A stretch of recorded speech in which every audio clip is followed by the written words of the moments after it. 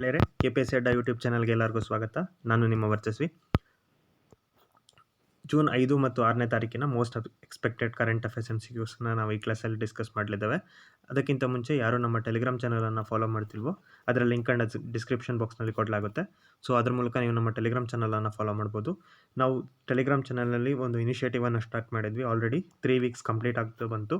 ಮೊದಲನೇ ವೀಕ್ನಲ್ಲಿ ನಾವು ಪಾಲಿಟಿಯ ಕ್ವಶನ್ಸನ್ನು ಡಿಸ್ಕಸ್ ಮಾಡಿದ್ವಿ. ನಂತರದ ವೀಕ್ನಲ್ಲಿ ಭಾರತದ ಜಾಗ್ರಫಿ ಬಗ್ಗೆ ಡಿಸ್ಕಸ್ ಮಾಡಿದ್ವಿ. ಈ ವಾರದಲ್ಲಿ ಜಾಗ್ರಫಿ ಆಫ್ ಕರ್ನಾಟಕವನ್ನು ಡಿಸ್ಕಸ್ ಮಾಡ್ತಾ ಇದ್ದೀವಿ. ಸೊ ಪ್ರತಿನಿತ್ಯ ಒಂದು ಟಾಪಿಕನ್ನು ನೀಡಿ ಮಾರನೇ ದಿನ ಅದರ ಬಗ್ಗೆ ಪ್ರಶ್ನೆಗಳನ್ನು ಕೇಳಲಾಗುತ್ತೆ.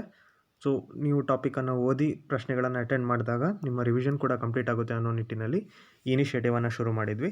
ಸೊ ಅದರಿಂದ ಯಾರು ಟೆಲಿಗ್ರಾಮ್ ಚಾನಲನ್ನು ಫಾಲೋ ಮಾಡ್ತಿಲ್ಲೋ ಅವರು ಟೆಲಿಗ್ರಾಮ್ ಚಾನಲನ್ನು ಕೂಡ ಒಮ್ಮೆ ಭೇಟಿ ಕೊಟ್ಟು ಅದರಲ್ಲಿ ಜಾಯ್ನ್ ಆಗಿ ಪ್ರತಿನಿತ್ಯದ ಅಪ್ಡೇಟ್ಗಳನ್ನು ಪಡೆದುಕೊಳ್ಬೋದು. ಓಕೆನಾ. ಜೂನ್ 5ನೇ ಮತ್ತು 6ನೇ ತಾರೀಕಿನ ಕ್ಲಾಸ್ ಚಿಕ್ಕದಾಗಿರುತ್ತೆ. ಜೂನ್ 7ನೇ ಮತ್ತು 8ನೇ ತಾರೀಕಿನ ಕ್ಲಾಸ್ನಲ್ಲಿ ಹೆಚ್ಚಿನ ವಿಷಯಗಳನ್ನು ನಾವು ಡಿಸ್ಕಸ್ ಮಾಡಲಿದ್ದೇವೆ. ಸೊ ಮೊದಲನೇ ಪ್ರಶ್ನೆಯನ್ನು ನೋಡೋಣ. Which of the following are uses of lidar? Lidar ಅಂತ ಹೇಳಿದರೆ light detection and ranging. So ಇದು ನಾವು ಸೋನಾರ್ ಬಗ್ಗೆ ಕೇಳಿದ್ದೀವಲ್ವ. ಸೊ ಅದೇ ರೀತಿ ಲಿಡಾರ್ ಕೂಡ ಒಂದು ಲೇಸರ್ ಥರ. ಲಿಡಾರ್ನಲ್ಲಿ ಲೈಟನ್ನು ಯೂಸ್ ಮಾಡಿ ಹೈ ರೆಸಲ್ಯೂಷನ್ ಪಿಕ್ಚರ್ಸ್ಗಳನ್ನು ತೆಗೆಯಲಾಗುತ್ತೆ. ಸೊ ನಾರ್ಮಲಿ ಏರ್ಕ್ರಾಫ್ಟ್ಗಳಲ್ಲಿ ಸ್ಯಾಟಲೈಟ್ ಇಮೇಜಿಂಗ್ನಲ್ಲಿ ಲಿಡಾರನ್ನು ಬಳಸಲಾಗುತ್ತೆ. ಓಕೆನಾ. ಸೊ ಈ ನಿಟ್ಟಿನಲ್ಲಿ ಸದ್ಯದಲ್ಲಿ ಲಿಡಾರ್ನ ಉಪಯೋಗಗಳೇನು ಅಂತ ಪ್ರಶ್ನೆ ಕೇಳಲಾಗಿದೆ. ಸೊ ರಿವರ್ ಮ್ಯಾಪಿಂಗ್ ಆಗಿರ್ಬೋದು, ಸರ್ವೆ ಕಾರ್ಯಕ್ಕಾಗಿರ್ಬೋದು, ಆರ್ಕಿಯಾಲಜಿಕಲ್ ಸರ್ವೆ ಮಾಡಲಿಕ್ಕಾಗಿರ್ಬೋದು, ಇವೆಲ್ಲದಕ್ಕೂ ಕೂಡ ಲಿಡಾರನ್ನು ಯೂಸ್ ಮಾಡಲಾಗುತ್ತೆ. ಇದು ಯಾಕೆ ನ್ಯೂಸ್ನಲ್ಲಿ ಇತ್ತು ಅಂತ ಹೇಳಿದರೆ, ಬ್ರಿಟನ್ನಲ್ಲಿ ಒಂದು university archaeological professors, archaeology department ಅಂದರೆ ಪುರಾತತ್ವ ಇಲಾಖೆ, ಪುರಾತತ್ವ ಶಾಸ್ತ್ರ ಏನಿದೆ, ಸೊ ಅವರು ಈ ಲಿಡಾರನ್ನು ಬಳಸಿ ಆರ್ಕಿಯಾಲಜಿಕಲ್ ಎಕ್ಸ್ಕವೇಷನ್ಸನ್ನು ಮಾಡ್ತಾಯಿದ್ರು. ಸೊ ಆ ನಿಟ್ಟಿನಲ್ಲಿ ಲಾಕ್ಡೌನ್ ಟೈಮಲ್ಲೂ ಕೂಡ ಅಲ್ಲಿ ತೆಗೆದಂಥ ಇಮೇಜಸನ್ನು ಇಟ್ಕೊಂಡು ಇನ್ನಷ್ಟು ಸಂಶೋಧನೆಗಳನ್ನು ಮಾಡ್ತಾಯಿದ್ರು. ಅದರಿಂದಾಗಿ ನ್ಯೂಸ್ನಲ್ಲಿತ್ತು. ಸೊ ಇದಕ್ಕೆ ಸರಿಯಾದ ಉತ್ತರ option 4, all of the above. ಎರಡನೇ ಪ್ರಶ್ನೆ ಹೋಗೋಣ. Payment infrastructure development fund is launched by. So PIDF fund ಏನಿದೆ ಇದು RBI ಹೊಸದಾಗಿ ಲಾಂಚ್ ಮಾಡಿರುವಂಥ ಫಂಡ್. ಸೊ PIDF ಫಂಡ್ನ ಮುಖ್ಯ ಉದ್ದೇಶ ಏನಪ್ಪ ಅಂತ ಹೇಳಿದರೆ, ಟೈರ್ 3 ಮತ್ತು ಟೈರ್ 3ಇಂದ ಟೈರ್ 6 ಸಿಟೀಸ್ ಏನಿದ್ದಾವೆ, ಸೊ ಟೈರ್ 1 ಟೈರ್ 2 ಸಿಟೀಸ್ನಲ್ಲಿ ನಾವು ಪ್ರತಿಯೊಂದು ಕಡೆ ಪಾಯಿಂಟ್ ಆಫ್ ಸೇಲ್ ಮೆಷಿನ್ಸನ್ನು ನೋಡ್ಬೋದು. ಸೊ ಡಿಜಿಟಲ್ಲಾಗಿ ಅಥವಾ ಆನ್ಲೈನ್ ಪೇಮೆಂಟ್ಸ್ ಅಂತ ನಾವೇನು ಕರಿತೀವಿ, ಡಿಜಿಟಲ್ ಪೇಮೆಂಟ್ಸ್ ಏನೋ, ಆ ಸಿಸ್ಟಮು ಟೈರ್ 1 ಟೈರ್ 2 ಸಿಟೀಸ್ನಲ್ಲಿ, ಬೆಂಗಳೂರಿನಲ್ಲಿ, ಮೈಸೂರಿನಲ್ಲಿ ಆಗಿರ್ಬೋದು, ಟೈರ್ 1 ಟೈರ್ 2 ಸಿಟೀಸ್ನಲ್ಲಿ ಈ ಪರ್ಟಿಕ್ಯುಲರ್ ಸಿಸ್ಟಮ್ ಬಹಳ ದೊಡ್ಡದಾಗಿ ಡೆವಲಪ್ ಆಗಿದೆ. But on the contrary tier 3ಇಂದ ಟೈರ್ 6 ಸಿಟೀಸ್ನಲ್ಲಿ ಈ ಸಿಸ್ಟಮನ್ನು ನಾವು ಕಡಿಮೆ ನೋಡೋಕ್ಕೆ ಸಿಗುತ್ತೆ. So payment of sale machine ಆಗಿರ್ಬೋದು, POS ಅಂದರೆ ನೀವು ಕಾರ್ಡನ್ನು ಸ್ವೈಪ್ ಮಾಡಿ ಏನು ಪೇಮೆಂಟನ್ನು ಮಾಡ್ತಿರಲ್ಲ, ಸೊ ಆ ಸಿಸ್ಟಮ್ಸ್ ಆಗಿರ್ಬೋದು, ಅದಕ್ಕೆ ಸಂಬಂಧಪಟ್ಟಂಥ ಇನ್ಫ್ರಾಸ್ಟ್ರಕ್ಚರ್ ಆಗಿರ್ಬೋದು ಲ್ಯಾಕಿಂಗ್ ಇರುತ್ತೆ. ಸೊ ಆ ನಿಟ್ಟಿನಲ್ಲಿ RBI ಈ ಒಂದು ಹೊಸ ಯೋಜನೆಯನ್ನು, ಈ ಫಂಡನ್ನು, ಡೆವಲಪ್ಮೆಂಟ್ ಫಂಡನ್ನು ಲಾಂಚ್ ಮಾಡಿದೆ, payment infrastructure development fund.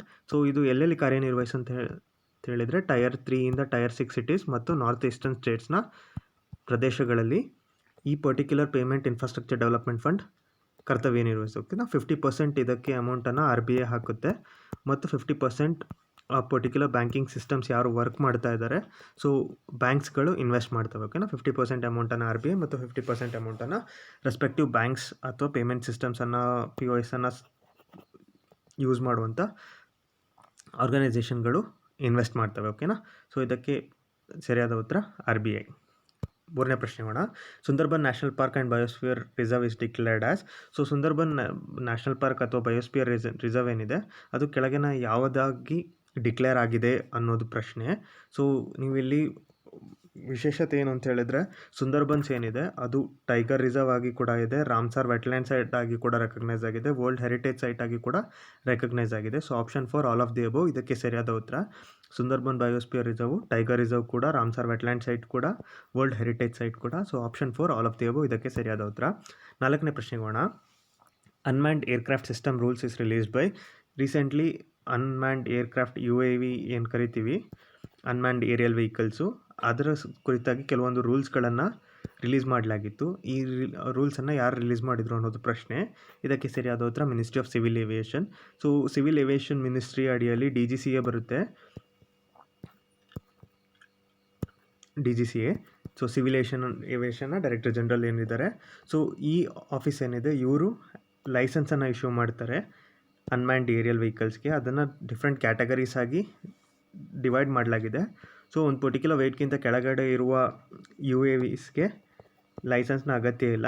So ಅದಕ್ಕಿಂತ ಮೇಲೆ ಪ್ರತಿಯೊಂದು UAVs ಕೂಡ ರಿಜಿಸ್ಟರ್ ಮಾಡಿಸ್ಬೇಕಾಗುತ್ತೆ DGCAಯಲ್ಲಿ. ಹಾಗೂ ಅದರ ಓನರ್ ಯಾರಿದ್ದಾರೆ ಅವರು ಲೈಸೆನ್ಸನ್ನು ಈ UAVನ ಅಥವಾ ಡ್ರೋನ್ಸ್ ಅಂತ ನಾವೇನು ಕರಿತೀವಿ, ಡ್ರೋನ್ಸನ್ನು ಚಲಾಯಿಸಲಿಕ್ಕೆ ಲೈಸೆನ್ಸನ್ನು ಪಡ್ಕೊಳ್ಬೇಕಾಗುತ್ತೆ. ಫಾರ್ ಎಕ್ಸಾಂಪಲ್, ಈಗ ಪೈಲಟ್ ಲೈಸೆನ್ಸ್ ಏನಿದೆ, civil aircraft civil aviation license ಏನಿದೆ, ಅದೇ ರೀತಿ ಡ್ರೋನ್ಸ್ ಚಲಾವಣೆಗೂ ಕೂಡ ಲೈಸೆನ್ಸನ್ನು ಪಡ್ಕೋಬೇಕಾಗುತ್ತೆ. ಸೊ ಇದರ ಅಡಿಯಲ್ಲಿ ಸಿವಿಲ್ ಏವಿಯೇಷನ್ ಮಿನಿಸ್ಟ್ರಿ ಅಡಿಯಲ್ಲಿ ಇದು ವರ್ಕ್ ಮಾಡುತ್ತೆ. So ministry of civil aviation ಇದಕ್ಕೆ ಸರಿಯಾದ ಉತ್ತರ. ಓಕೆ, ಸೊ ಇದು ಯಾಕೆ ನ್ಯೂಸ್ನಲ್ಲಿ ಇತ್ತು ಅಂತ ಹೇಳಿದರೆ, ಈ ಪರ್ಟಿಕ್ಯುಲರ್ ಸಿಸ್ಟಮ್ ರೂಲ್ಸನ್ನು, ಅನ್ಮ್ಯಾನ್ಡ್ ಏರ್ಕ್ರಾಫ್ಟ್ ಸಿಸ್ಟಮ್ ರೂಲ್ಸನ್ನು ministry of civil aviation release ಮಾಡಿದೆ. ಅದರಲ್ಲಿ ಒಂದು ಪರ್ಟಿಕ್ಯುಲರ್ ಪಾಯಿಂಟಲ್ಲಿ ಇತ್ತೀಚೆಗೆ DGCA ಕೆಲವೊಂದು ಕಂಪ್ನಿಗಳಿಗೆ, ಫಾರ್ ಎಕ್ಸಾಂಪಲ್ ಸ್ಪೈಸ್ ಜೆಟ್ಗೆ ಪರ್ಮಿಷನನ್ನು ಕೊಟ್ಟಿದೆ ಒಂದು ಟ್ರಯಲನ್ನು ಕಂಡಕ್ಟ್ ಮಾಡಲಿಕ್ಕೆ ಫಾರ್ ಈ ಡೆಲಿವರಿ ಸಿಸ್ಟಮ್ಸನ್ನು ವರ್ಕ್ ಮಾಡಲಿಕ್ಕೆ. UAV ಮೂಲಕ ಅಥವಾ ಡ್ರೋನ್ಸ್ ಮೂಲಕ ಡೆಲಿವರಿ ಸಿಸ್ಟಮ್ಸ್, ಫಾರ್ ಎಕ್ಸಾಂಪಲ್ ಈಗ ಫುಡ್ ಡೆಲಿವರಿ ಆಗಿರ್ಬೋದು ಅಥವಾ ಪ್ರಾಡಕ್ಟ್ ಡೆಲಿವರಿ ಆಗಿರ್ಬೋದು, ಅಮೆಝಾನ್, ಫ್ಲಿಪ್ಕಾರ್ಟ್ ಈ ರೀತಿ ನಾವು ಆರ್ಡರನ್ನು ಮಾಡ್ತೀವಲ್ವ, ಇದನ್ನು ಡೋರ್ ಟು ಡೋರ್ ಡೆಲಿವರಿ ಮಾಡಲಿಕ್ಕೆ UAVsನ ಅಥವಾ ಡ್ರೋನ್ಸನ್ನು ಯೂಸ್ ಮಾಡಿಕೊಂಡು ಒಂದು ಟ್ರಯಲನ್ನು ನೋಡಲಿಕ್ಕೆ ಹಲವಾರು ಕಂಪನಿಗಳಿಗೆ ಪರ್ಮಿಷನನ್ನು ಕೊಟ್ಟಿದೆ. ಸ್ಪೈಸ್ ಜೆಟ್ ಕೂಡ ಒಂದು ಅದರಲ್ಲಿ. ಸೊ ಅದರ ಅಡಿಯಲ್ಲಿ ಈ ಒಂದು ಪರ್ಮಿಷನನ್ನು ಕೊಟ್ಟಿದ್ದಲ್ಲ, ಸೊ ಸಿವಿಲ್ ಏವಿಯೇಷನ್ನ ರೂಲ್ಸಲ್ಲಿ ಕೂಡ ಮೆನ್ಷನ್ ಮಾಡುತ್ತೆ, DGCA ಅಲೋ ಮಾಡಿದರೆ ಕೆಲವೊಂದು ಪ್ರಾಡಕ್ಟ್ಸನ್ನು UAV ಮೂಲಕ ಟ್ರಾನ್ಸ್ಪೋರ್ಟ್ ಮಾಡ್ಬೋದು. DGCA ಅಡಿಗೆ ಪರ್ಮಿಷನ್ ಕೊಟ್ಟಿದ್ದರೆ DGCA ಈ ಸದ್ಯಕ್ಕೆ ಟ್ರಯಲನ್ನು ಕಂಡಕ್ಟ್ ಮಾಡ್ತಾ ಇದೆ. ಓಕೆ, ಸೊ ಅದಷ್ಟು ತಿಳ್ಕೊಬೇಕಾದಂಥದ್ದು. So ministry of civil aviation ಇದಕ್ಕೆ ಸರಿಯಾದ ಉತ್ತರ. 5ನೇ ಪ್ರಶ್ನೆ ಹೋಗೋಣ. Which of the following country is not a part of organisation of Islamic cooperation? OIC ಏನಿದೆ, ಕಳೆದ ವರ್ಷ ಕೂಡ ಬಹಳ ನ್ಯೂಸ್ನಲ್ಲಿತ್ತು. ಕಾರಣ ಏನು ಅಂತ ಹೇಳಿದರೆ, ಭಾರತ ಮತ್ತು ಪಾಕಿಸ್ತಾನದ ನಡುವೆ ಒಂದು ಸ್ಟ್ಯಾಂಡ್ ಆಫ್ ಏನಾಗಿತ್ತು, ಅಭಿನಂದನ್ ಅವರು ಕ್ಯಾಪ್ಚರ್ ಆಗಿದ್ರಲ್ಲ, ಆ ಸಂದರ್ಭದಲ್ಲಿ ಭಾರತದ ಎಕ್ಸ್ಟರ್ನಲ್ ಅಫೇರ್ಸ್ ಮಿನಿಸ್ಟರ್ ಆಗಿದ್ದಂಥ ಸುಷ್ಮಾ ಸ್ವರಾಜ್ ಅವರು OICಯಲ್ಲಿ ಗೆಸ್ಟಾಗಿ ಇನ್ವೈಟ್ ಮಾಡಲಾಗಿತ್ತು ಅವರನ್ನು. ಅವರು ಅಟೆಂಡ್ ಮಾಡಿದರು. ಆ ಪರ್ಟಿಕ್ಯುಲರ್ OIC ಕಾನ್ಫರೆನ್ಸ್ಗೆ ಪಾಕಿಸ್ತಾನ ಆ ವರ್ಷ ತನ್ನ ಮೆಂಬರನ್ನು ಕಳಿಸಿರಲಿಲ್ಲ, ರೆಪ್ರೆಸೆಂಟೇಟಿವನ್ನು ಕಳಿಸಿರಲಿಲ್ಲ. ಸೊ ಈ ಸಂದರ್ಭದಲ್ಲಿ ಈ ಪ್ರಶ್ನೆ ಬರುವಂಥ ಚಾನ್ಸಸ್ ಇರುತ್ತೆ. ಈ ವಿಷಯ ತಿಳ್ಕೊಂಡವರು ಕನ್ಫ್ಯೂಸ್ ಆಗ್ತೀರಾ ಅಂಥೇಳಿ ಈ ಪ್ರಶ್ನೆಯನ್ನು ನಾನು ಇಲ್ಲಿ ಹಾಕಿದ್ದೇನೆ. ಸೊ ಇಂಡಿಯಾ OICಯ ಮೆಂಬರ್ ಅಲ್ಲ. ನೀವು ಇಲ್ಲಿ ನೋಡ್ಬೋದು ಯಾವ್ಯಾವ ಕಂಟ್ರಿಗಳು OICಯ ಮೆಂಬರ್. ಸೌದಿ ಅರೇಬಿಯಾ, ಇಂಡೋನೇಷ್ಯಾ ಇಲ್ಲಿ ನೋಡ್ಬೋದು, ಪಾಕಿಸ್ತಾನ್ ನೀವಿಲ್ಲಿ ನೋಡ್ಬೋದು. ಇಂಡಿಯಾ OICಯ ಮೆಂಬರ್ ಅಲ್ಲ. ಈ ಒಂದು ಸೆಕೆಂಡ್ ಲಾರ್ಜೆಸ್ಟ್ ಇಸ್ಲಾಂ ಧರ್ಮವನ್ನು ಫಾಲೋ ಮಾಡೋರು ಭಾರತದಲ್ಲಿ ಕಂಡುಬಂದರು ಪಾಪ್ಯುಲೇಷನ್ನಲ್ಲಿ. ಸೊ ಭಾರತ OICಯ ಮೆಂಬರ್ ಅಲ್ಲ. ಓಕೆನಾ, ಫೈನ್. ಸೊ OICಯಲ್ಲಿ ಒಟ್ಟು 57 ಮೆಂಬರ್ಸ್ ಇದ್ದಾರೆ. ಸೊ UN ಹೊರತುಪಡಿಸಿದರೆ ಸೆಕೆಂಡ್ ಲಾರ್ಜೆಸ್ಟ್ ಆರ್ಗನೈಸೇಷನ್ OIC. ಓಕೆನಾ, UN-ನಲ್ಲಿ 194 ಕಂಟ್ರೀಸ್ ಇದ್ದಾವೆ. ಸೊ ಅದನ್ನು ಹೊರತುಪಡಿಸಿದರೆ 194 ಕಂಟ್ರೀಸ್ ಇದ್ದಾವೆ. OICಯಲ್ಲಿ 57 ಕಂಟ್ರೀಸ್ ಇದ್ದಾವೆ. So second largest multilateral organisation ಯಾವ್ದಾದ್ರು ಇದ್ದರೆ ಅದು OIC. ಓಕೆನಾ, ಥರ್ಡ್ ಆಫ್ರಿಕನ್ ಯೂನಿಯನ್ ಬರುತ್ತೆ, 54 ಕಂಟ್ರೀಸ್ ಏನೋ ಇದ್ದಾವೆ. ಓಕೆ, ಇದಿಷ್ಟು ನೆನ್ಪಿಟ್ಕೋಬೇಕು. ಇಂಡಿಯಾ ಮೆಂಬರ್ ಅಲ್ಲ ಅನ್ನೋದು ಬಹಳ ಇಂಪಾರ್ಟೆಂಟ್ ಇದರಲ್ಲಿ. ಆ್ಯಂಡ್ OIC ಹೆಡ್ ಕ್ವಾರ್ಟರ್ಸ್ ಎಲ್ಲಿದೆ ಅನ್ನೋದನ್ನು ಕಮೆಂಟ್ ಬಾಕ್ಸ್ನಲ್ಲಿ ಬರೀರಿ. ಸೊ ನಿಮಗೊಂದು ಪ್ರಶ್ನೆ, OIC ಹೆಡ್ ಕ್ವಾರ್ಟರ್ಸ್ ಎಲ್ಲಿದೆ? 6ನೇ ಪ್ರಶ್ನೆ ಹೋಗೋಣ. Which of the following statements is incorrect? UNSC United Nation Security Council ಏನಿದೆ has 15 members with 5 being permanent members.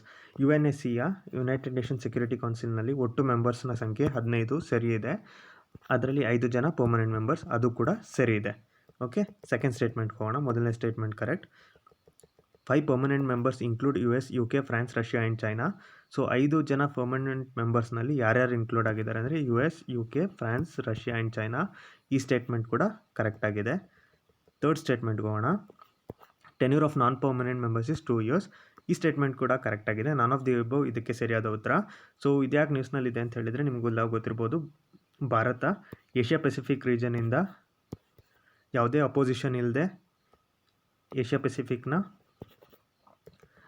Representative ಆಗಿ ಆಯ್ಕೆಯಾಗಿದೆ. ಸೊ UNSC ಮೆಂಬರ್, ನಾನ್ ಪರ್ಮನೆಂಟ್ ಮೆಂಬರ್ ಆಗೋದು ಖಂಡಿತ.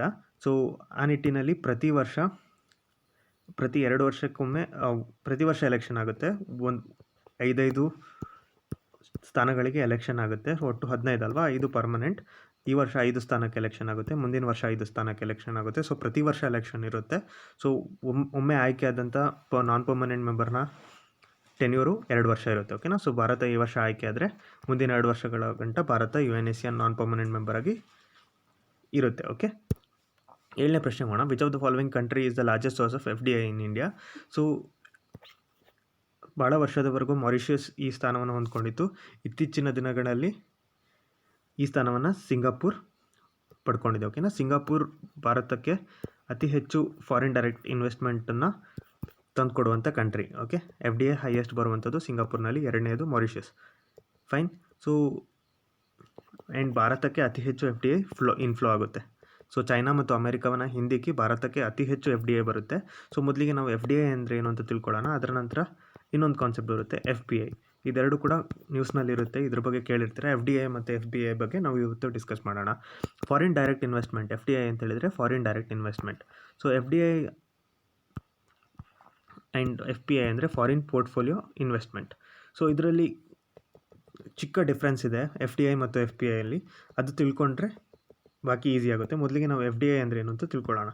FDI ಅಂತ ಹೇಳಿದರೆ, ಈಗ ಫಾರ್ ಎಕ್ಸಾಂಪಲ್ ಭಾರತದಲ್ಲಿ ಒಂದು ಕಂಪನಿ ಇರುತ್ತೆ. ಸೊ ಆ ಕಂಪನಿಗೆ ಇನ್ವೆಸ್ಟ್ಮೆಂಟ್ ಅಗತ್ಯ ಇರುತ್ತೆ. ಭಾರತದಲ್ಲಿ ಅದಕ್ಕೆ ಇನ್ವೆಸ್ಟ್ಮೆಂಟ್ ಸಿಗದೇ ಇದ್ದ ಕಾರಣ ಬೇರೆ ಕಂಟ್ರಿಗಳು ಆ ಕಂಪನಿಗೆ, ಫಾರ್ ಎಕ್ಸಾಂಪಲ್ ಈಗ ರಿಲಯನ್ಸ್ ಇದ್ದರೆ, ರೀಸೆಂಟಾಗಿ ಫೇಸ್ಬುಕ್ ಅವರು ಇನ್ವೆಸ್ಟ್ ಮಾಡಿದ್ರಲ್ವ. ಸೊ ಫೇಸ್ಬುಕ್ ಅವರು ಇನ್ವೆಸ್ಟ್ಮೆಂಟ್ ಮಾಡಿದ್ರಲ್ಲ, ಅದನ್ನು ಫಾರಿನ್ ಪೋರ್ಟ್ಫೋಲಿಯೋ ಇನ್ವೆಸ್ಟ್ಮೆಂಟ್ ಅಂತ ಕರೀತಾರೆ. ಬಿಕಾಸ್ ಅದು ಲೆಸ್ ದೆನ್ 10% ಇದೆ. 9% ಇನ್ವೆಸ್ಟ್ ಮಾಡಿದರು ಫೇಸ್ಬುಕ್ ಅವರು ಜಿಯೋದಲ್ಲಿ, ರಿಲಯನ್ಸ್ ಕಂಪನಿಯಲ್ಲಿ. ಸೊ ಅದು ಲೆಸ್ ದೆನ್ 10% ಇರೋದ್ರಿಂದ ಅದನ್ನ FPI ಅಂತ ಕರೀತಾರೆ. If it is more than 10% ಅದನ್ನು FDI ಅಂತ ಕರೀತಾರೆ. ಸೊ ವೆನ್ ಇಟ್ ಈಸ್ ಈಗ ಒಂದು ಕಂಪನಿಯ ಓವರಾಲ್ ಶೇರ್ಸ್ನ 10%ಗಿಂತ ಜಾಸ್ತಿ ಇದ್ದರೆ ಅದನ್ನು ಫಾರಿನ್ ಡೈರೆಕ್ಟ್ ಇನ್ವೆಸ್ಟ್ಮೆಂಟ್ ಅಂತ ಕರಿತೀವಿ. ಇನ್ವೆಸ್ಟ್ಮೆಂಟು ಈಗ ಫಾರಿನ್ ಕಂಪನಿ ಒಂದು, ಫಾರ್ ಎಕ್ಸಾಂಪಲ್ ಒಂದು ಫಾರಿನ್ ಕಂಪ್ನಿ ಆದರೆ, ಇಂಡಿಯಾದಲ್ಲಿ ಒಂದು ಕಂಪ್ನಿ ಇದೆ Y. ಸೊ ಅದರ 100 ಶೇರ್ಸ್ನಲ್ಲಿ ಅದು 9 ಶೇರ್ಸನ್ನು ಪರ್ಚೇಸ್ ಮಾಡಿದರೆ, ಸೊ ಟೋಟಲ್ ಇದರ ವ್ಯಾಲ್ಯೂವೇ 100 ಶೇರ್ಸ್ ಇದ್ದರೆ 9 ಶೇರ್ಸನ್ನು ಅದು ಪರ್ಚೇಸ್ ಮಾಡಿದರೆ, ಸೊ ಅದು ಫಾರಿನ್ ಪೋರ್ಟ್ಫೋಲಿಯೋ ಇನ್ವೆಸ್ಟ್ಮೆಂಟ್ ಆಗುತ್ತೆ, FPI. If it is more than 9 shares, for example ಈಗ ಅದು ಕಂಪನಿ, ಈ X ಕಂಪನಿಯ Y ಕಂಪನಿಯ ಈ 25 ಶೇರ್ಸನ್ನು ತೆಗೆದುಕೊಂಡ್ರೆ, ಸೊ ಅವರು ಡೈರೆಕ್ಟಾಗಿ ಈ ಕಂಪನಿಯಲ್ಲಿ ಡಿಸಿಷನನ್ನು ಮಾಡುವಂಥ ಪವರನ್ನು ಕೂಡ ಹೊಂದಿರ್ತಾರೆ. ಸೊ ಆ ಸಂದರ್ಭದಲ್ಲಿ ಅದನ್ನು FDI ಅಂತ ಕರೀತಾರೆ. So foreign direct investment. ಓಕೆನಾ. ಸೊ ಯಾವಾಗ ಈಗ ಒಂದು ಕಂಪನಿ 9% ಪರ್ಚೇಸ್ ಮಾಡಿರುತ್ತೆ, ನೆಕ್ಸ್ಟ್ ಇಯರಲ್ಲಿ ಪುನಃ 1% ಶೇರನ್ನು ಪರ್ಚೇಸ್ ಮಾಡಿ ಅದು 10% ಕ್ರಾಸ್ ಮಾಡಿದರೆ, ಅದು FPI ಲೈಸೆನ್ಸಿಂದ ಹೊರಗಡೆ ಬಂದು FDI ಆಗಿ ರಿಜಿಸ್ಟರ್ ಮಾಡಬೇಕಾಗುತ್ತೆ ಇಂಡಿಯಾದಲ್ಲಿ. ಓಕೆನಾ. ಇದಿಷ್ಟು ನೆನ್ಪಿಟ್ಕೋಬೇಕು. ಫಾರಿನ್ ಇನ್ವೆಸ್ಟ್ಮೆಂಟ್ಸು ಭಾರತಕ್ಕೆ ಬರೋದನ್ನು FDI ಅಂತ ಕರಿತೀವಿ. ಸೊ ಅದರಲ್ಲಿ 10%ಗಿಂತ ಕಮ್ಮಿ ಇದ್ದರೆ ಅದನ್ನ FPI ಅಂತ ಕರಿತೀವಿ. ಆ್ಯಂಡ್ FDI ನಾರ್ಮಲಿ ಅವರು ಕಂಪನಿಯ ಏನು ಆಡಳಿತಾತ್ಮಕ ವಿಚಾರದಲ್ಲಿ ಭಾಗವಹಿಸ್ತಾರೆ, ಅದು 10%ಗಿಂತ ಜಾಸ್ತಿ ಇರುತ್ತೆ. ಓಕೆನಾ. ಸೊ ಅದನ್ನು FDI ಅಂತ ಕರಿತೀವಿ. 8ನೇ ಪ್ರಶ್ನೆಗೋಣ. I commit initiative was launched by which ministry on the occasion of world environment day? So ವಿಶ್ವ ಪರಿಸರ ದಿನದಂದು ಐ ಕಮಿಟ್ ಇನಿಷಿಯೇಟಿವನ್ನು ಯಾರು ಲಾಂಚ್ ಮಾಡಿದರು, ಯಾವ ಮಿನಿಸ್ಟ್ರಿ ಲಾಂಚ್ ಮಾಡಿದರು ಅನ್ನೋದು ಪ್ರಶ್ನೆ. ಇದಕ್ಕೆ ಸರಿಯಾದ ಉತ್ತರ ministry of power. Ministry of power ಅಡಿಯಲ್ಲಿ ಒಂದು PSU ವರ್ಕ್ ಮಾಡುತ್ತೆ, ಪಬ್ಲಿಕ್ ಸೆಕ್ಟರ್ ಅಂಡರ್ಟೇಕಿಂಗ್, EESL ಅಂಥೇಳಿ. ಇಲ್ಲಿ ನೀವು ಕಾಣ್ಬೋದು, energy efficient services limited. So ಈ EESL ಏನಿದೆ, EESL ಅವರು ಈ ಐ ಕಮಿಟ್ ಇನಿಷಿಯೇಟಿವನ್ನು ಲಾಂಚ್ ಮಾಡಿದ್ದಾರೆ. ಇದರಲ್ಲಿ NGOs ಆಗಿರ್ಬೋದು, ಗೌರ್ಮೆಂಟ್ ಅಥಾರಿಟೀಸ್ ಆಗಿರ್ಬೋದು, ಮತ್ತು ಬೇರೆ ಪ್ರೈವೇಟ್ ಪಾರ್ಟ್ನರ್ಸನ್ನು ಜೊತೆಯಲ್ಲಿ ಸೇರಿಸ್ಕೊಂಡು ಹೊಸ ಮುಂದಿನ ದಿನಗಳಲ್ಲಿ ಎನರ್ಜಿಯನ್ನು ನೀಟಾಗಿ ಎಫಿಷಿಯೆಂಟಾಗಿ ಯೂಸ್ ಮಾಡುವಂಥ ನಿಟ್ಟಿನಲ್ಲಿ, ಹಾಗೂ ಅದರ ವೇಸ್ಟೇಜನ್ನು ಕಮ್ಮಿ ಮಾಡೋ ನಿಟ್ಟಿನಲ್ಲಿ, ಹಾಗೂ ಸದ್ಯಕ್ಕೆ ಸರ್ಕಾರ ಯಾವ್ದು ಪವರ್ ಮಿನಿಸ್ಟ್ರಿ ಈ ನಿಟ್ಟಿನಲ್ಲಿ ಯಾವ್ಯಾವ ಕಾರ್ಯಕ್ರಮಗಳನ್ನು ಲಾಂಚ್ ಮಾಡಿದೆ, ಉಜ್ವಲ ಯೋಜನೆ ಆಗಿರ್ಬೋದು, ಡಿಸ್ಕಾಮ್ಸ್ ಅವ್ರಿಗೆ ಉಜಾಲ ಆಗಿರ್ಬೋದು, ಇವೆಲ್ಲಗಳನ್ನು ಉದಯ್ ಆಗಿರ್ಬೋದು, ಡಿಸ್ಕಾಮಿಗೆ ಸಂಬಂಧಪಟ್ಟಿದ್ದು ಉದಯ್ ಯೋಜನೆ ಆಗಿರ್ಬೋದು, ಉಜ್ವಲ ಯೋಜನೆ ಆಗಿರ್ಬೋದು. ಸೊ ಇವೆಲ್ಲವುಗಳಾಗ ಏನು ವರ್ಕ್ ನಡೀತಾ ಇದೆ ಅದರ ಕುರಿತಾಗಿ ಹೆಚ್ಚು ಪ್ರಚಾರ ಮಾಡೋದಾಗಿರ್ಬೋದು, ಈ ನಿಟ್ಟಿನಲ್ಲಿ ಈ ಪರ್ಟಿಕ್ಯುಲರ್ ಇನಿಷಿಯೇಟಿವ್ ಕೆಲಸ ಮಾಡುತ್ತೆ. ಓಕೆನಾ. ಸೊ ಇದು ಮಿನಿಸ್ಟ್ರಿ ಆಫ್ ಪವರ್ ಲಾಂಚ್ ಮಾಡಿರೋದು. ಆಪ್ಷನ್ 3 ಸರಿಯಾದ ಉತ್ತರ. 9ನೇ ಪ್ರಶ್ನೆಗೋಣ. United Nations convention on laws of sea was signed at which place in 1982? 1982ನಲ್ಲಿ UNCLOS ಕನ್ವೆನ್ಷನ್ ಸೈನ್ ಆಗುತ್ತೆ. ಎಲ್ಲಿ ಸೈನ್ ಆಗುತ್ತೆ ಅಂದರೆ ಮಾಂಟೆಗೋ ಬೇ ಇರುವಂಥದ್ದು ಜಮೈಕಾದಲ್ಲಿ. ಸೊ ಜಮೈಕಾದನ್ನು ಮಾಂಟೆಗೋ ಬೇನಲ್ಲಿ ಈ UNCLOS ಸೈನ್ ಆಗುತ್ತೆ. ಸೊ UNCLOS ಮುಖ್ಯ ಉದ್ದೇಶ ಏನು ಅಂತ ಹೇಳಿದರೆ, ಕಂಟ್ರಿಗಳು ಓಷನ್ಗೆ ಓಪನ್ ಆಗಿರುವಂಥ ಕಂಟ್ರಿಗಳೇನಿದ್ದಾವೆ, ಸೊ ಆ ಕಂಟ್ರಿಗಳ ಬಾರ್ಡರ್ಸನ್ನು ಸೆಟಲ್ ಮಾಡುವಂಥ ಕೆಲಸವನ್ನು UNCLOS ಮಾಡುತ್ತೆ. ಸೊ ಒಂದು ಕಂಟ್ರಿಯ ಓಷನ್ ಬಾರ್ಡರ್ ಏನಿದೆ, ಈಗ ಭಾರತ ಫಾರ್ ಎಕ್ಸಾಂಪಲ್ ಭಾರತದ ಕೋಸ್ಟಲ್ ರೀಜನನ್ನು ನೋಡಿದರೆ, ಸೊ 12 ನಾಟಿಕಲ್ ಮೈಲ್ಸಿಗೆ ಟೆರಿಟೋರಿಯಲ್ ವಾಟರ್ ಅಂತ ಕರಿತೀವಿ. 24 ನಾಟಿಕಲ್ ಮೈಲ್ಸ್ ಆದಮೇಲೆ ಅದನ್ನು ಎಕ್ಸ್ಕ್ಲೂಸಿವ್ ಎಕನಾಮಿಕ್ ಝೋನ್ ಅಂತ ಕರಿತೀವಿ. ಈ ಡಿಮಾರ್ಕೇಷನ್ಗಳನ್ನೆಲ್ಲ ಕೊಟ್ಟಿರುವಂಥದ್ದು UNCLOS. ಓಕೆನಾ, UNCLOS ಈ ಕೆಲಸವನ್ನು ಮಾಡುತ್ತೆ. ಆ್ಯಂಡ್ ಅದಕ್ಕೆ ಟ್ರಿಬ್ಯುನಲ್ ಕೂಡ ಇದೆ. ಆ ಟ್ರಿಬ್ಯುನಲ್ ಏನಾದರೂ ಡಿಸ್ಪ್ಯೂಟ್ಸ್ ಇದ್ದರೆ ಆ ಡಿಸ್ಪ್ಯೂಟ್ಸ್ಗಳನ್ನು ಸಾಲ್ವ್ ಮಾಡಲಿಕ್ಕೆ ಕೆಲಸ ಮಾಡುತ್ತೆ. ಓಕೆನಾ, ಮಾಂಟೆಗೊ ಇದಕ್ಕೆ ಸರಿಯಾದ ಉತ್ತರ. 10ನೇ ಪ್ರಶ್ನೆಗೆ ಹೋಗೋಣ. ದ ಪ್ರೆಸೆಂಟ್ ಚೇರ್ಮನ್ ಆಫ್ DRDOದ ಪ್ರೆಸೆಂಟ್ ಚೇರ್ಮನ್ ಯಾರು ಅನ್ನೋದು ಪ್ರಶ್ನೆ. ಇದಕ್ಕೆ ಸರಿಯಾದ ಉತ್ತರ doctor G Satish Reddy. So doctor K Sivan ಅವರು ಇಸ್ರೋದ chairman, and doctor Ajit Kumar Mohanty ಅವರು ಬಾರ್ಕ್ನ director. Bhabha atomic research centre ಟ್ರಾಂಬೆಯಲ್ಲಿದೆ ಮಹಾರಾಷ್ಟ್ರದಲ್ಲಿ. ಸೊ ಅದರ ಡೈರೆಕ್ಟರ್ ಬಂದು ಡಾಕ್ಟರ್ ಅಜಿತ್ ಕುಮಾರ್ ಮೊಹಂತಿ. ಅಜಿತ್ ದೋವಲ್ ಬಂದು ನ್ಯಾಷನಲ್ ಸೆಕ್ಯೂರಿಟಿ ಅಡ್ವೈಸರ್. ಸೊ ಇವರು ಸತೀಶ್ ರೆಡ್ಡಿ DRDOದ ಪ್ರೆಸೆಂಟ್ ಚೇರ್ಮನ್, ಆ್ಯಂಡ್ ಶಿವನ್ ಎಲ್ಲರಿಗೂ ಗೊತ್ತಿರುತ್ತೆ, ಇಸ್ರೋದ ಚೇರ್ಮನ್. ಓಕೆ, 11ನೇ ಪ್ರಶ್ನೆಗೋಣ. Which of the following country doesn't take part in Malabar exercise? So Malabar exercise 3 ಕಂಟ್ರಿಗಳು ಸೇರಿ ಮಾಡುವಂಥ ಒಂದು ನೇವಲ್ ಎಕ್ಸಸೈಸ್. ಸೊ ಈ ಎಕ್ಸಸೈಸ್ನಲ್ಲಿ ಇಂಡಿಯಾ ಪಾರ್ಟಿಸಿಪೇಟ್ ಮಾಡುತ್ತೆ, ಜಪಾನ್ ಪಾರ್ಟಿಸಿಪೇಟ್ ಮಾಡುತ್ತೆ, USA ಪಾರ್ಟಿಸಿಪೇಟ್ ಮಾಡುತ್ತೆ, ಆಸ್ಟ್ರೇಲಿಯಾ ಪಾರ್ಟಿಸಿಪೇಟ್ ಮಾಡಲ್ಲ. ಸೊ ಆಸ್ಟ್ರೇಲಿಯಾ ಇದಕ್ಕೆ ಸರಿಯಾದ ಉತ್ತರ. ಸೊ ಇದ್ಯಾಕೆ ನ್ಯೂಸಲ್ಲಿ ಇತ್ತು ಅಂತ ಹೇಳಿದರೆ, ರೀಸೆಂಟಾಗಿ ವಿರ್ಚುವಲ್ ಸಮ್ಮಿಟನ್ನು ಏನು ಮಾಡಲಾಗಿತ್ತು, ಮೋದಿ ಮತ್ತು ಸ್ಕಾಟ್ ಮಾರಿಸನ್ ಅವರು 2 ದೇಶದ ಪ್ರಧಾನಮಂತ್ರಿಗಳು ಏನು ವಿರ್ಚುವಲ್ ಸಮ್ಮಿಟನ್ನು ಮಾಡಿದರು. ಆ ಸಂದರ್ಭದಲ್ಲಿ ಇದರ ಬಗ್ಗೆ ಕೂಡ ಡಿಸ್ಕಷನ್ ಆಗಿತ್ತು. ಮಲಬಾರ್ ಎಕ್ಸಸೈಸ್ನಲ್ಲಿ ಆಸ್ಟ್ರೇಲಿಯಾ ಭಾಗವಹಿಸೋದ್ರ ಕುರಿತಾಗಿ ಡಿಸ್ಕಷನ್ ಆಗಿತ್ತು. ಓಕೆನಾ, ಫೈನ್. ಸೊ ಸದ್ಯಕ್ಕೆ 1 ಬಾರಿ ಅಷ್ಟೇ ಭಾಗವಹಿಸಿತ್ತು. ಅದು ತದನಂತರ ಚೈನಾ ಅದಕ್ಕೆ ಅಪೋಸಿಷನನ್ನು ವ್ಯಕ್ತಪಡಿಸಿದಾಗ ಆಸ್ಟ್ರೇಲಿಯಾ ಹಿಂದೆ ಸರಿದಿತ್ತು. ಸೊ ಆ ನಿಟ್ಟಿನಲ್ಲಿ ಮುಂದಿನ ದಿನಗಳಲ್ಲಿ ಕೂಡ ಆಸ್ಟ್ರೇಲಿಯಾ ಭಾಗವಹಿಸಬೇಕು ಅನ್ನೋದು ಭಾರತದ ಕಡೆಯಿಂದ ಬಂದಂಥ ಒಂದು ಮಾತು. ಸೊ ಆ ನಿಟ್ಟಿನಲ್ಲಿ ಇದು ನ್ಯೂಸ್ನಲ್ಲಿತ್ತು. ಓಕೆ, 12ನೇ ಪ್ರಶ್ನೆ ಹೋಗೋಣ. Down to earth magazine is publish with the help of. So down to earth ಮ್ಯಾಗ್ಝಿನನ್ನು ಪಬ್ಲಿಷ್ ಮಾಡುವಂಥ ಕಾರ್ಯದಲ್ಲಿ ಯಾವ ಕೆಳಗಿನ ಸಂಸ್ಥೆ ಕೆಲಸ ಮಾಡುತ್ತೆ ಅನ್ನೋದು ಪ್ರಶ್ನೆ. Centre for science and environment ಏನಿದೆ, ಸೊ ಇದು ಅನಿಲ್ ಅಗರ್ವಾಲ್ ಅನ್ನೋರು ಸ್ಟಾರ್ಟ್ ಮಾಡಿದಂಥ ಒಂದು ನಾನ್ ಪ್ರಾಫಿಟ್ ಆರ್ಗನೈಸೇಷನ್. ಸೊ ಈ ಸಂಸ್ಥೆ ಈ ಡೌನ್ ಟು ಅರ್ತ್ ಮ್ಯಾಗ್ಝಿನ್ ಏನಿದೆ ಇದನ್ನು ರಿಲೀಸ್ ಮಾಡಲಿಕ್ಕೆ ಕೆಲಸ ಮಾಡುತ್ತೆ. ಓಕೆನಾ, ಸೊ ಸ್ಟೇಟ್ ಆಫ್ ಎನ್ವೈರ್ಮೆಂಟ್ ರಿಪೋರ್ಟನ್ನು ಕೂಡ ಈ centre for science and environment release ಮಾಡುತ್ತೆ. Okay, state of environment in India state of environment in India ರಿಪೋರ್ಟನ್ನು ಕೂಡ